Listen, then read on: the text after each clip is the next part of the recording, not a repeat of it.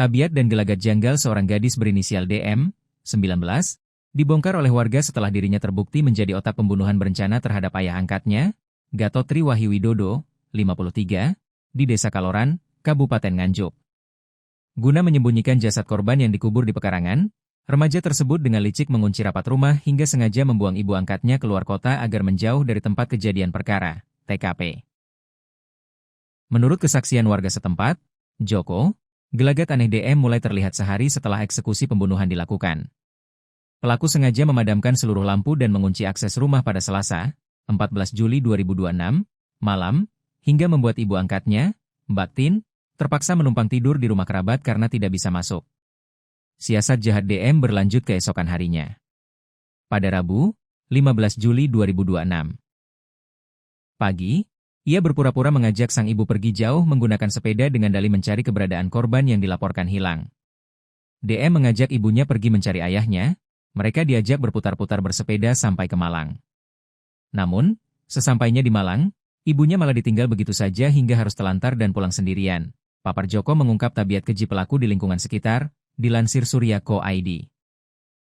Warga juga menambahkan bahwa keluarga korban selama ini dikenal memiliki kepribadian yang cukup tertutup dari interaksi sosial masyarakat setempat. Di balik tabiat janggalnya di lingkungan rumah, kepolisian memastikan bahwa DM merupakan dalang utama yang menyusun skenario maut ini bersama kekasihnya, NJS, 28. Berdasarkan hasil penyidikan, DM sudah membagi tugas dengan kekasihnya sejak Sabtu, 11 Juli 2026. Kasat Reskrim Polres Nganjuk, AKP Sukaca, menegaskan aksi pembunuhan ini telah dirancang dengan matang.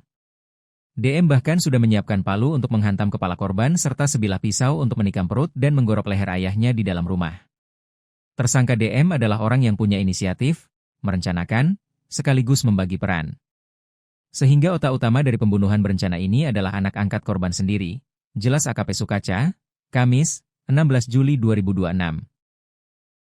Sementara itu, Wakapolres Nganjuk, Kompol Didit Wahyu Agustiwan, membeberkan bahwa DM nekat berbuat keji karena memendam dendam masa kecil akibat pola asuh keras secara fisik dan verbal dari korban. Emosi pelaku semakin tak terkendali setelah ia mengetahui status aslinya yang hanya merupakan anak angkat. Saat ini, polisi masih melakukan pencarian terhadap 2 senjata tajam yang dibuang pelaku untuk menghilangkan jejak perkara. Sementara untuk NJS, menurut Kasat Reskrim Polres Nganjuk AKP Suka terlibat dalam kasus ini karena sakit hati hubungannya dengan DM tak direstui. Alasannya, perbedaan kasta finansial. Keluarga DM menilai ekonomi NJS kurang mampu. Selain itu, NJS dijanjikan DM mendapatkan sejumlah uang setelah melakukan tindak kejahatan tersebut.